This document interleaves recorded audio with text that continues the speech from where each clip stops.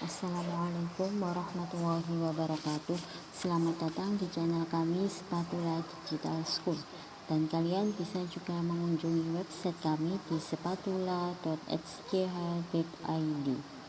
Di sini saya akan menyampaikan materi pembelajaran pendidikan agama Islam bab sejarah perjuangan Nabi Muhammad SAW periode Mekah.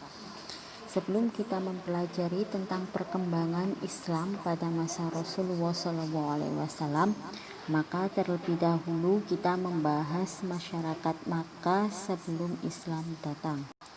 Gambaran Makkah sebelum Islam datang. Gambar 1 menunjukkan bahwa masyarakat Arab masih menyembah berhala di sekitar Ka'bah. Gambar 2 menunjukkan bahwa berhala masih ada di mana-mana di wilayah Makkah. Gambar 3 menunjukkan akidah dan moralnya masyarakat Makkah masih kasar dan tidak memiliki aturan. Kehadiran sang kekasih. Nabi lahir pada Senin 12 Rabiul Awal bertepatan dengan 20 April 571 Masehi. Ayah Nabi meninggal ketika Nabi dalam kandungan berusia 6 bulan. Saat bayi, Nabi diasuh oleh Halimah As-Sa'diyah sampai umur 5 tahun. Saat Nabi usia 6 tahun, ibunya Siti Aminah wafat dan Nabi diasuh oleh kakeknya Abdul Muthalib. Kakek Nabi wafat ketika Nabi berusia 8 tahun dan Nabi diasuh oleh pamannya sampai remaja. Diangkatnya Nabi menjadi Rasul ketika tanggal 17 Ramadan tahun ke-40 dari kelahirannya. Nabi melakukan uzlah di Gua Hiro. Uzlah itu sendiri menyendiri. Nabi Muhammad SAW diangkat menjadi Rasul pada usia 40 tahun. Wahyu pertama yang diturunkan kepada beliau adalah Al-Quran Surat Al-Alaq ayat 1-5. Pada wahyu pertama inilah menandakan bahwa Nabi diangkat menjadi Rasul Allah. Setelah wahyu pertama, malaikat Jibril tidak muncul lagi beberapa lama. Sementara Nabi Muhammad SAW terus menunggu wahyu berikutnya dan selalu datang ke Gua Hiro. Dalam keadaan inilah turun wahyu kedua, yaitu Quran Surat Al-Muddatsir ayat 1-7. Dakwah Nabi Muhammad SAW di Makkah. Strategi dakwah yang dilakukan Nabi Muhammad ketika di Makkah yaitu dengan cara sembunyi-sembunyi.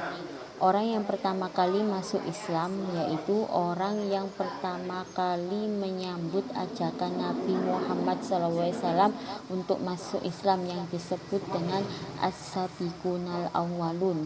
Yang pertama yaitu Khadijah binti Khuwailid, istri Nabi Muhammad sendiri, Zaid bin Harisah, Ali bin Abi Thalib, Abu Bakar As-Siddiq, Bilal bin Rabah, Ummu Aiman, Hamzah bin Abdul Muthalib, Abbas bin Abdul Muthalib.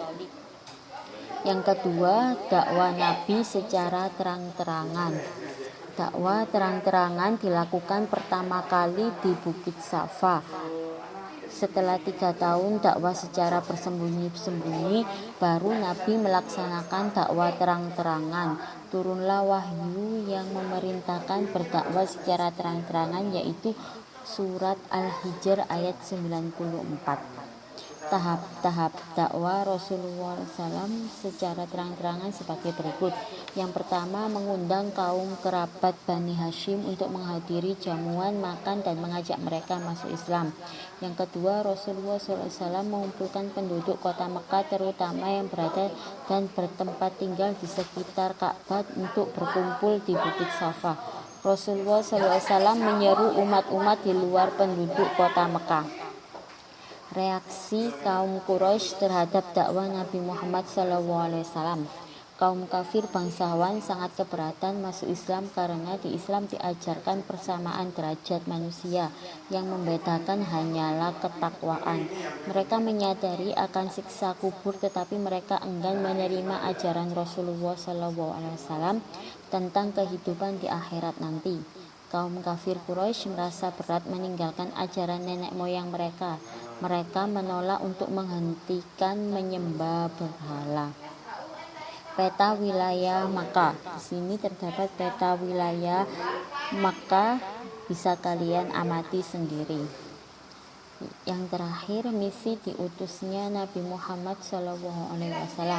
Yang pertama, untuk menyempurnakan akhlak manusia yang telah rusak dengan memiliki akidah ketuhanan yang benar, yakni menyembah kepada Allah yang esa atau satu, sebagai rahmat bagi semesta alam ini. Jadi diutusnya Rasul bukan hanya untuk orang Mekah, tetapi untuk umat seluruh dunia hingga akhir hayat nanti, hingga di akhirat nanti. Cukup sekian materi yang saya sampaikan, kurang lebihnya mohon maaf. Wassalamualaikum warahmatullahi wabarakatuh.